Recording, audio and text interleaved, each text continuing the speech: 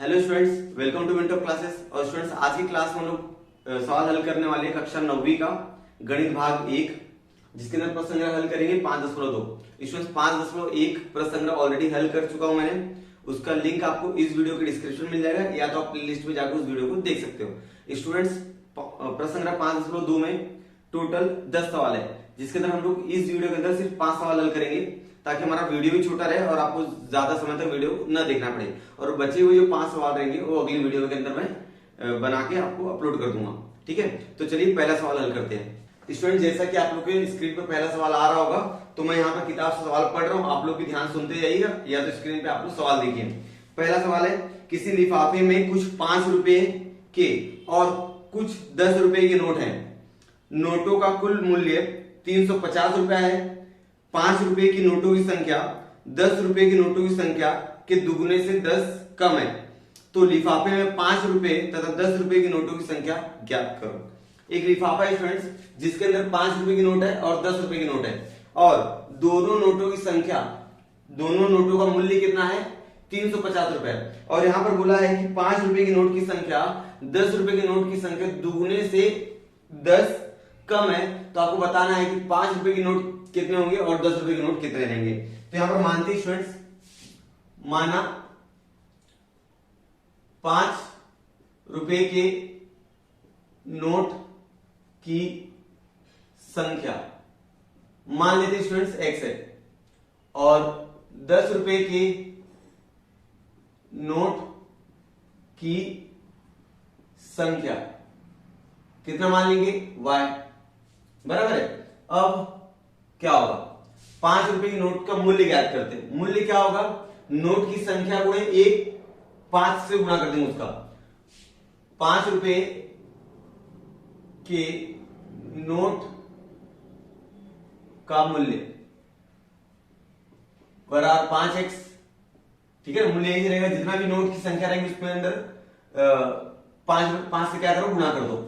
फिर 10 रुपए के नोट का मूल्य कितना रहेगा स्टूडेंट्स?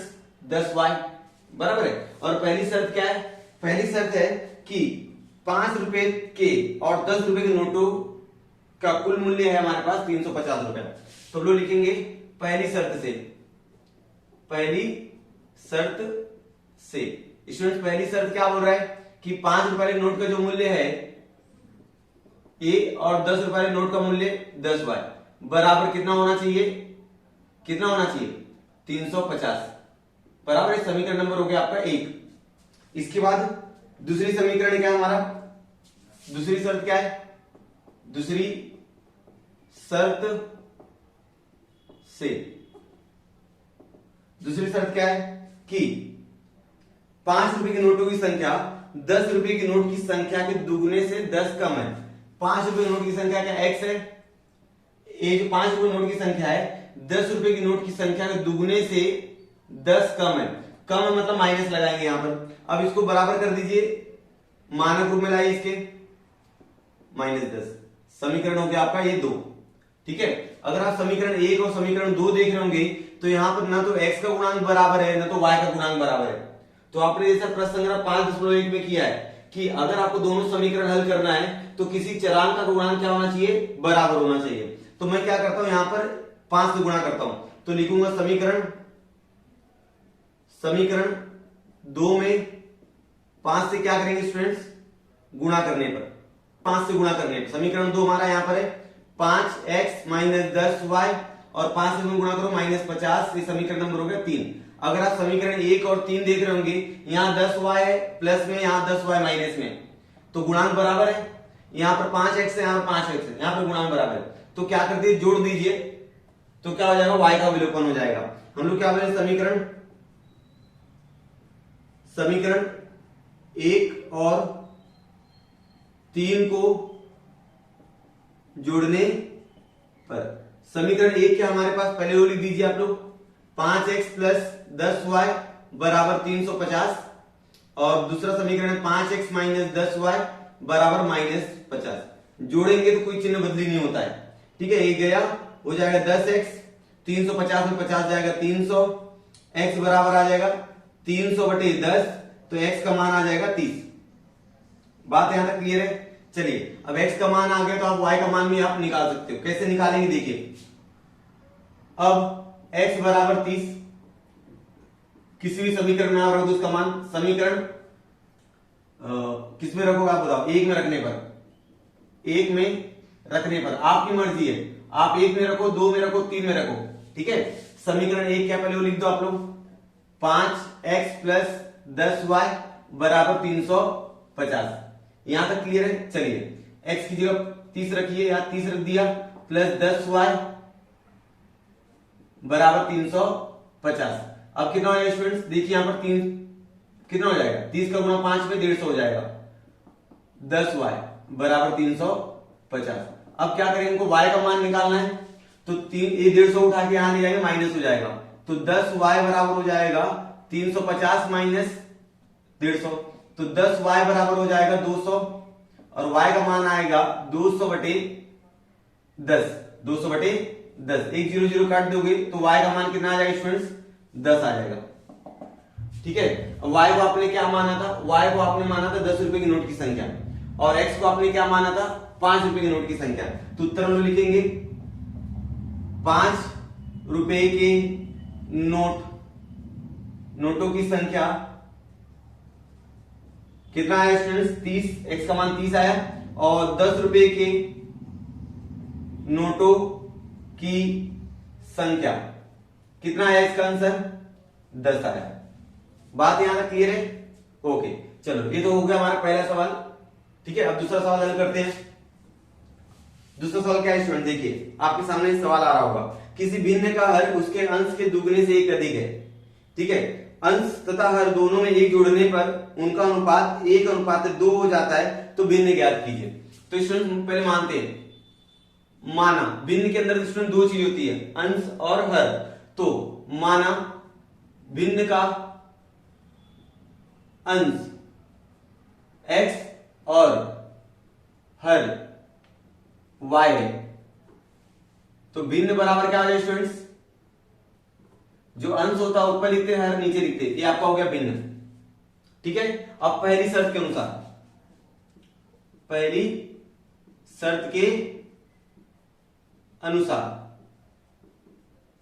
ओके, पहली शर्त के अनुसार क्या बोल रहा है कि भिन्न का हर अंश के दुगने से एक अधिक है। जो हर है ना स्टूडेंट्स, हर अंश के दुगने से एक अधिक है। भिन्न का हर अंश के दुगने से, दुगने मतलब 2 से गुणा करो, एक अधिक है। हर क्या हमारे पास?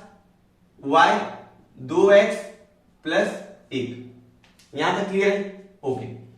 अब स्टूडेंट्स सुनिए मेरी बात, इसको रहने दीजिए, आप समीकरण नंबर 1 दे दीजिए इसको, ठीक है। अब दूसरी शर्त क्या है? दूसरी शर्त से क्या होगा कि अंश तथा हर में एक जोड़ने पर, अगर आप अंश में भी एक जोड़ते हो, अंश में आपने जोड़ दिया, हर में भी आप एक जोड़ते हो, तो भिन्न का अनुपात कितना हो जाएगा? 1:2 हो जाएगा, बराबर। अब इसको हल कीजिए, आप लोग 2 का गुणा कीजिए x के साथ, 2x प्लस 2, इसका गुणा इसके साथ करो y प्लस 1, तो 2x, देखिए स्टूडेंट, ये y इधर आएगा माइनस y, a 2 इधर जाएगा माइनस 2 हो जाएगा, तो 2x माइनस y बराबर -1। ये समीकरण नंबर 2 हो गया। बात मेरी क्लियर है? तो यहां पर आपने 5.1 में आपने सीखा हुआ है कि एक प्रतिस्थापन विधि होती है और एक विलोपन विधि होती है। तो हम लोग यहाँ पर प्रतिस्थापन विधि का इस्तेमाल करने वाले हैं। यहाँ पर कोई दो समीकरण हम लोग नहीं हल करेंगे, ये जो y का मान है ना 2x प्लस 1, ये यहां पर रख देंगे। बात क्लियर है यहां तक? 5.1 अगर वीडियो आपने नहीं देखा है तो वीडियो डिस्क्रिप्शन में लिंक मिल जाएगी, वहां से देख लीजिए आप लोग, ठीक है। अब y बराबर 2x प्लस 1, समीकरण जो हमारा 2 है ना, 2 में रखने पर, ठीक है। अब समीकरण 2 हमारा क्या है? 2x माइनस y की जगह मान रखिए आप लोग, 2x प्लस 1 बराबर -1। जब भी माइनस लिखोगे, माइनस के आगे कोई संख्या आपको लिखना है तो ब्रैकेट में लिखिए, क्योंकि माइनस क्या करता है? चिन्ह बदली करता है। अब आगे 2x माइनस 2x, और ये माइनस अंदर जाएगा, -1 बराबर -1, बराबर यहां तक। चलिए अब 2x में 2x जाएगा 0, -1 कट जाएगा, तो जब भी किसी युगपत समीकरण का मान आपको 0 आए तो हल क्या होता है, अनंत होता है। जब भी युगपत समीकरण का कोई हल ना निकले, बराबर ना, यहां पर कोई हल नहीं निकल रहा है, ना तो x का मान निकल रहा है, तो y का मान निकल रहा है, तो यहां युगपत समीकरण का हल असीमित है। क्या है स्टूडेंट्स, असीमित है। असीमित कब होता है, जब a1 बटे a2 बराबर b1 बटे b2 बराबर c1 बटे c2 रहता है, ठीक है ना, इस तरह से। यहां तक क्लियर है। चलो, तो अब यहां पर असीमित हल है, तो यहां पर हम लोग निकालते हैं कि उस भिन्न का अंश क्या रहेगा और हर क्या रहेगा। अगर आप लोग ने अंश को 1 लिया तो हर क्या हो जाएगा, देखिए अब अंश माना x बराबर 1 तो y बराबर हो जाएगा, यहां पर रखिए 2 1 प्लस 1, 2 और 1 कितना हो जाएगा स्टूडेंट्स, 3। मतलब जब आपका x का मान 1 रहेगा तो y का मान क्या हो जाएगा, 3 हो जाएगा। तो भिन्न कितना हो जाएगा स्टूडेंट्स, भिन्न हमारा हो जाएगा भिन्न बराबर 1/3। समझ में आ रहा है आप लोगों को। अब देखिए इसी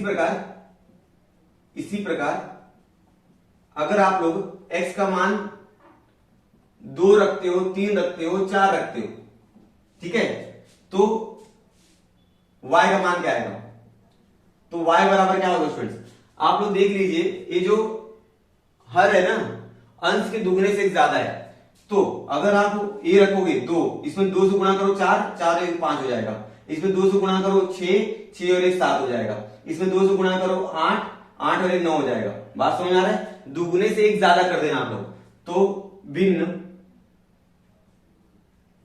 भिन्न बराबर रहेगा 1/3, 2/5, 3/7, 4/9। इस तरह असंख्य हल होंगे, क्योंकि यहां पर दोनों समीकरण हल नहीं हुआ, तो इसलिए मैंने क्या किया कि आपको मालूम ही है कि जब भी किसी युगपत समीकरण हल 0 आए तो उसका हल क्या रहेगा, असीमित रहेगा, और असीमित होने पर हम लोग अंश को 1 मान लेंगे तो हर निकल जाएगा। फिर हमने इस प्रकार से किया कि भाई ये जो हर था वो दुगने से 1 ज्यादा है, तो जो भी आप अंश मानोगे उसको डबल करके 1 जोड़ दीजिएगा, तो इस प्रकार आपने भिन्न निकाला। ठीक है, तो ये हो गया आपका पहला सवाल और ये दूसरा सवाल। आप इसका स्क्रीनशॉट ले लीजिए, मैं सवाल करता हूं तीसरा।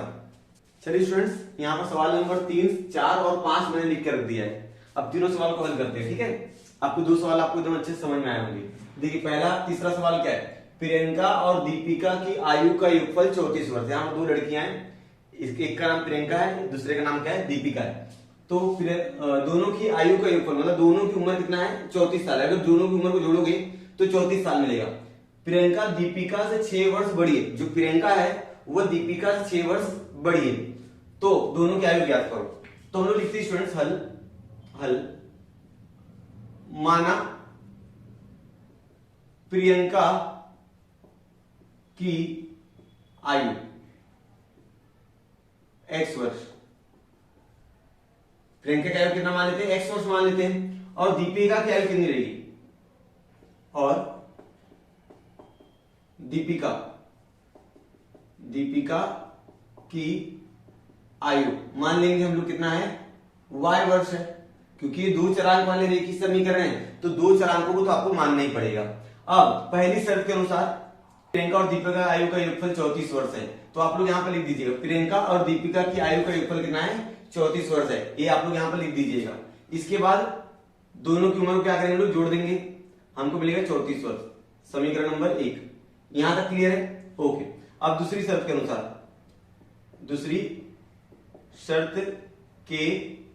अनुसार ध्यान से देखिएगा, प्रियंका दीपिका से 6 साल बड़ी है। प्रियंका, देखिए मैंने यहां पर लिख के दिखा देता हूं, प्रियंका की आयु दीपिका की आयु, प्रियंका जो है वो दीपिका से 6 वर्ष बड़ी है, मतलब दीपिका की आयु में 6 वर्ष क्या किए, जोड़ दीजिए आप लोग। अब प्रियंका की आयु कितनी हमारे पास, x है, और दीपिका की y है, तो हम लोग क्या बोलेंगे, x बराबर y प्लस 6, तो x माइनस वाई बराबर 6 हो जाएगा। अब आपके पास दो समीकरण तो मिल गए ना, पहला समीकरण दूसरा समीकरण, दोनों समीकरण को हल कीजिए और x और y का मान ज्ञात कर लीजिए। तो क्या करेंगे, दोनों समीकरण को हम लोग क्या करेंगे, जोड़ देंगे, क्योंकि वहां पर y का गुणांक दोनों समान है और चिन्ह विपरीत है, तो जोड़ दिया जाएगा। हम लोग बोले समीकरण 1 और 2 को जोड़ने पर, समीकरण 1 और 2 को जोड़ दीजिए। लिखिए पहले 1, ये समीकरण आपका 1 है, ये समीकरण आपका 2 है, दोनों जोड़ते समय चिन्ह बदली नहीं होता है, ये गया हुआ है। x कितना हो जाएगा, 2x, 34 और 6 40, x का मान कितना आ जाएगा स्टूडेंट, 40/20 2, x का मान कितना आ जाएगा 20। क्लियर हो गया यहाँ तक। अब x का मान आ गया तो आप y का मान भी ज्ञात कर सकते हो। कैसे, देखिए अब हम लोग क्या करेंगे, x बराबर 20, समीकरण किसी भी एक समीकरण रख दीजिए आप लोग, समीकरण जो 1 है ना, 1 में रखने पर समीकरण 1 क्या हमारे पास, x प्लस वाई बराबर 34 आप लोग देख सकते हो। अब x की जगह 20 रखिए प्लस y बराबर 34, तो y का मान आ जाएगा 34 माइनस 20, y का मान आ जाएगा 14 वर्ष। तो हम लोग यहां पर उत्तर लिखेंगे,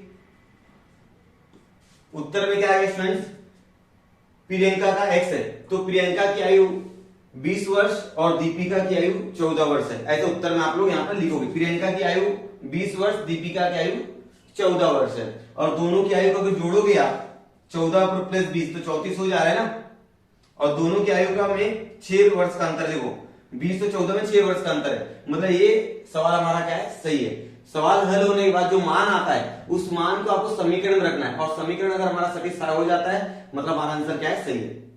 ठीक है, ये तो हो गया हमारा तीसरा सवाल। अब करते चौथा सवाल। देख क्या है चौथे सवाल में, किसी चिड़ियाघर में शेर, मोर, किसी चिड़ियाघर में शेर और मोर की कुल संख्या 50 है, उनके पैरों की कुल संख्या, पैर वाला समझता है स्टूडेंट, ठीक है ना, उनके पैरों की संख्या 140 है, मतलब शेर और मोर के पैरों की संख्या 140 है, तो चिड़ियाघर में शेर और मोर की संख्या आपको ज्ञात करना है।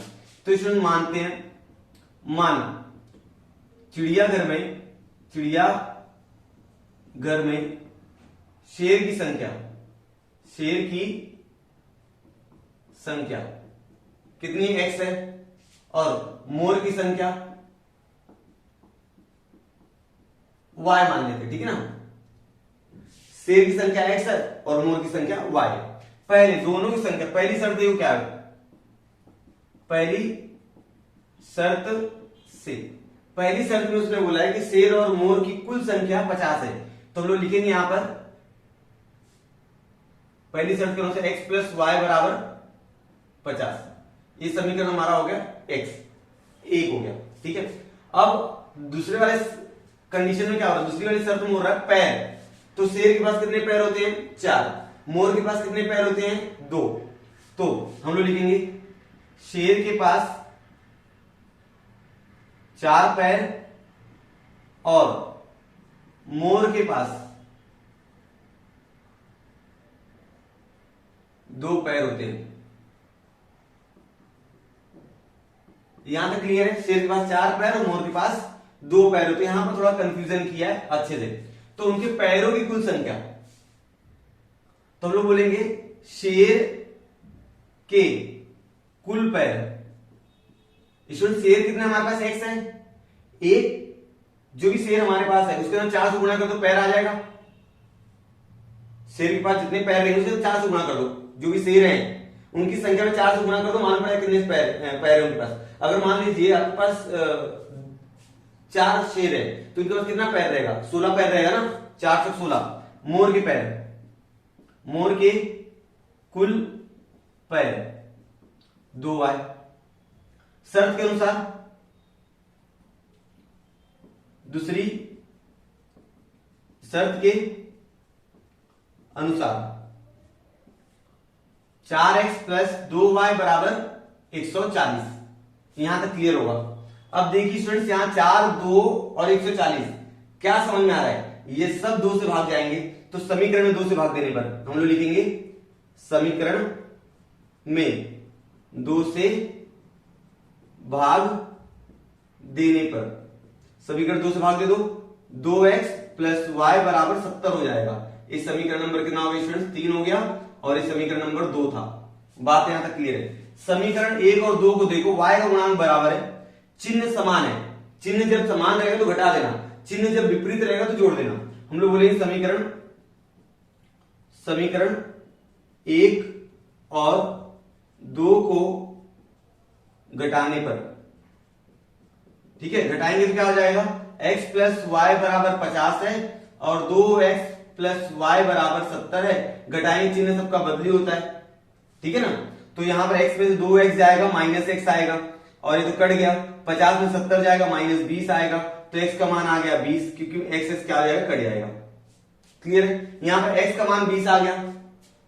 अब y का मान निकालते हैं तो हम लोग क्या बोलेंगे, x बराबर 20, समीकरण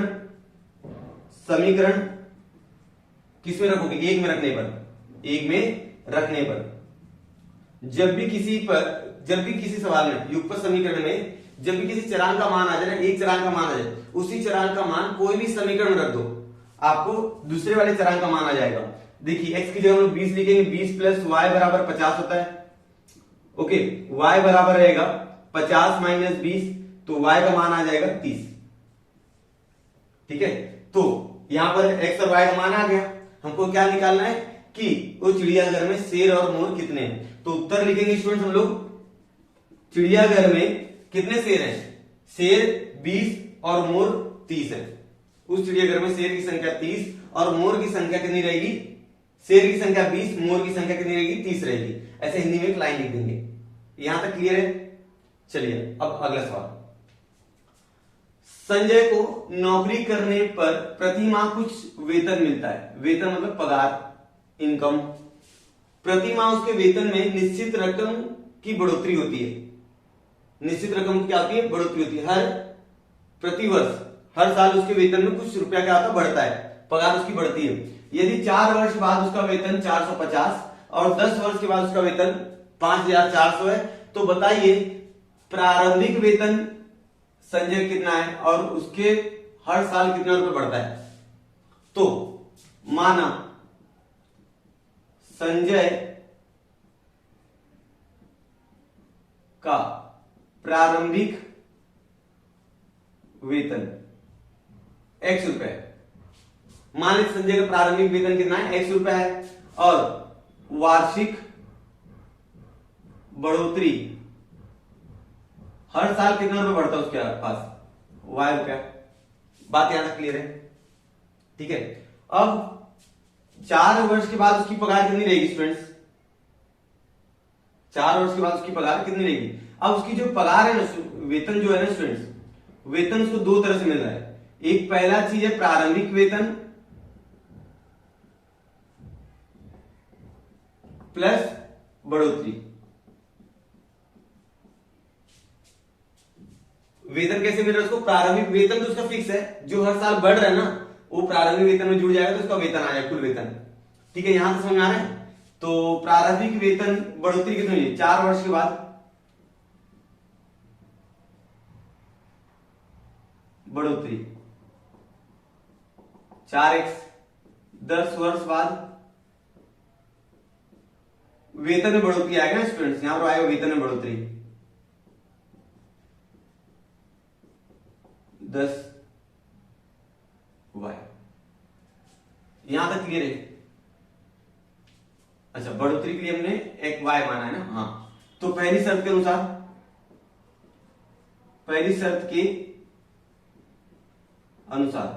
पहले 4 वर्ष के बाद उसका पगार कितना रहेगा, तो x प्लस 4y बराबर 4500 बराबर। उसका प्रारंभिक वेतन 4 साल के बाद उसकी पगार कितनी रहेगी, वो जोड़ देंगे 4500 हो जाएगा बराबर। 4 साल उसकी जो बढ़ोतरी रहेगी, जो भी बढ़ोतरी रहेगी उसके 4 से गुणा कर दीजिए 4 साल बाद।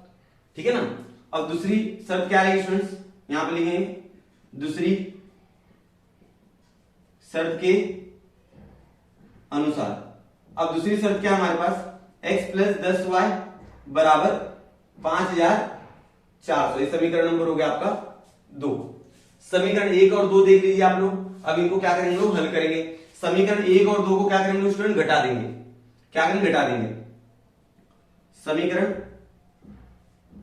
1 और 2 को घटाने पर, क्योंकि x गुणांक समान है, x यहां बराबर है, तो x प्लस 4y बराबर 4500, x प्लस 10y 5400, घटाएंगे चिन्ह बदली हो जाएगा, ये गया, यहां पर आया 6y, यहां पर 54 में 45 जाएगा, कितना आएगा स्टूडेंट्स 900 माइनस में, x बराबर y बराबर 900 बटे 6।